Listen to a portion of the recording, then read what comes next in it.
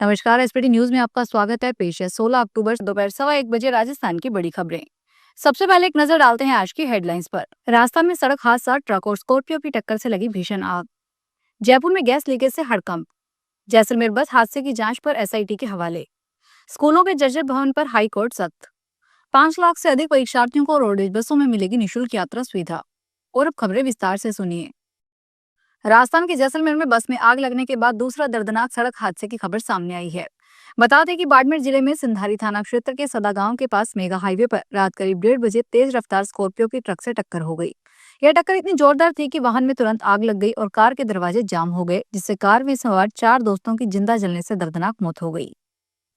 राजधानी जयपुर के सिरसी रोड इलाके में रात एक बड़ा हादसा टल गया। टोरेंट गैस की पाइपलाइन के वॉल्व में गैस रिसाव होने से क्षेत्र में अफरा तफरी मच गई।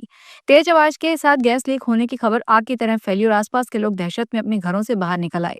गनीमत रही कि समय रहते स्थिति को काबू में कर लिया गया और किसी तरह की जनहानि नहीं हुई। राजस्थान के जैसलमेर जिले के थैयाद गांव के पास मंगलवार को हुए भीषण बस अग्निकांड की जांच अब स्पेशल इन्वेस्टिगेशन टीम करेगी। जिला पुलिस अधीक्षक अभिषेक शिवहरे ने इस मामले में एसआईटी का गठन किया, जो हादसे से जुड़े सभी पहलुओं की बारीकी से जांच करेगी, जिसमें बस की तकनीकी खामियां, सुरक्षा मानकों की अनदेखी और प्रशासनिक लापरवाही शामिल है। 14 अक्टूबर को हुई इस भयावह घटना में अब तक 21 यात्रियों की दर्दनाक मौत हो चुकी है, जबकि 14 की हालत गंभीर है, जिनमें से 6 मरीज जोधपुर के महात्मा गांधी अस्पताल में वेंटिलेटर पर हैं। राजस्थान हाईकोर्ट ने प्रदेश के जज स्कूलों के मामले में सरकार को सख्त निर्देश दिए हैं। कोर्ट के निर्देश हैं कि काम कागजों में नहीं करना चाहिए, बल्कि धरातल पर दिखना चाहिए। इसके साथ ही अदालत ने स्कूलों में कराए जा रहे रिपेयरिंग के काम का निरीक्षण स्वतंत्र बॉडी से कराए जाने की मंशा जताई। जस्टिस महेंद्र गोयल और जस्टिस अशोक कुमार जैन की खंडपीठ ने झालावाड़ स्कूल हादसे मामले में सुनवाई करते हुए ये आदेश दिए।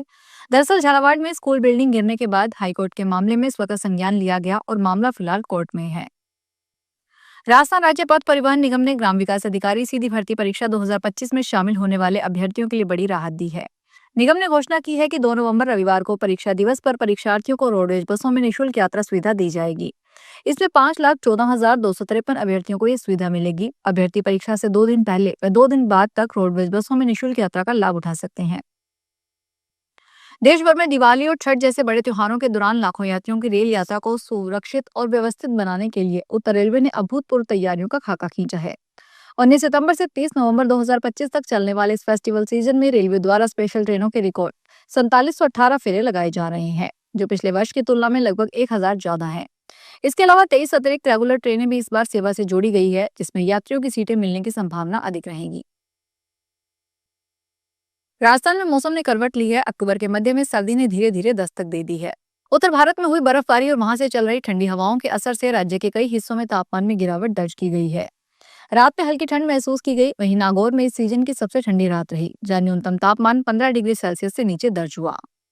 शेखावाटी के सीकर, चूरू, झुंझुनू और बीकानेर संभाग के शहरों में रात के समय हल्की सर्द हवाओं का असर रहा। दिन के तापमान में हल्की गर्माहट बनी रही। इससे लोगों को सुबह और शाम ठंडक और दिन में हल्की गर्मी का मिश्रित अनुभव हुआ। देश में सरकारी बैंकों की संख्या घट सकती है। कई छोटे सरकारी बैंकों के नाम इतिहास बन सकते हैं।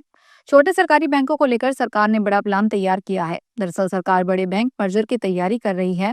भारत के बैंकिंग सेक्टर में फिर से बड़ा बदलाव होने जा रहा है। इस बार सरकार छोटे सरकारी बैंकों के मर्जर की दिशा में आगे कदम बढ़ा रही है। सूत्रों की माने तो जिन बैंकों का विलय किया जाएगा उनमें Indian overseas bank, central bank of India और बैंक ऑफ महाराष्ट्र के नाम शामिल है। दीपावली पर होने वाली भीड़ को देखते हुए यातायात पुलिस ने परकोटा क्षेत्र में 18 से 21 अक्टूबर तक शाम 6 बजे से रात 11 बजे तक 100 निःशुल्क ई रिक्शों का संचालन करने का निर्णय लिया है। इस दौरान अन्य ई रिक्शों का चयनित क्षेत्रों में प्रवेश पूरी तरह से बंद रहेगा। Jaipur police commissioner Biju George Joseph ने पुलिस आयुक्तालय में शहर के विभिन्न व्यापार मंडलों के साथ बैठक की। बैठक में दीपावली के त्योहार के मद्देनजर परकोटे में कानून व्यवस्था बनाए रखने और यातायात के दबाव को कम करने पर विस्तृत चर्चा हुई। शुद्ध आहार मिलावट पर वार अभियान के तहत बड़ी कार्रवाई करते हुए बस्सी में 3000 किलो मिलावटी मिल्क केक नष्ट किया गया।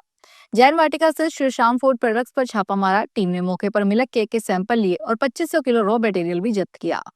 कारखाने में सूजी, सोयाबीन और लिक्विड ग्लूकोज से बना रहा था मिल्क केक। आरोपी विनोद शर्मा 2 साल से मिलावट की मिठाई का कारोबार कर रहा था। दीपावली से पहले एक बार फिर सरस घी बाजार से गायब हो गया है। त्योहारी सीजन में सरस घी की कीमत अन्य ब्रांड की तुलना में 700 से 1000 रुपए प्रति टीन कम रहने से इसकी मांग अचानक बढ़ गई है। वहीं सप्लाई सीमित होने के कारण बाजार में सरस घी की कालाबाजारी शुरू हो गई है। भीलवाड़ा जिला दुग्ध उत्पादक सहकारी संघ के विपणन अधिकारी टी पाटीदार ने बताया कि 22 सितंबर को जीएसटी दर कम होने के साथ ही सरस घी के दामों में भारी कमी आई थी। बाड़मेर जिला कलेक्टर टीना डाबी ने बताया कि जैसलमेर जिले में हुई बस दुर्घटना को ध्यान में रखते हुए ये निर्देश जारी किए गए हैं। पटाखे ज्वलनशील और विस्फोटक सामग्री की श्रेणी में आते हैं, इसलिए उनका परिवहन केवल वैध लाइसेंसधारी व्यक्तियों या कंपनियों द्वारा किया जाना चाहिए, जिनके पास विस्फोटक अधिनियम 1984 और विस्फोटक अधिनियम 2008 के अंतर्गत वैध लाइसेंस हो। पटाखों का परिवहन केवल अधिकृत और संरक्षित वाहनों से किया जाए जिनमें खतरनाक सामग्री के संकेत स्पष्ट रूप से अंकित हो। जिला कलेक्टर के आदेश के अनुसार पटाखों को अन्य ज्वलनशील पदार्थों और आम लोगों से पर्याप्त सुरक्षित दूरी पर ले जाया जाना चाहिए। फिलहाल इस बुलेटिन में इतना ही, फिर हाजिर होंगे बड़ी खबरों के साथ।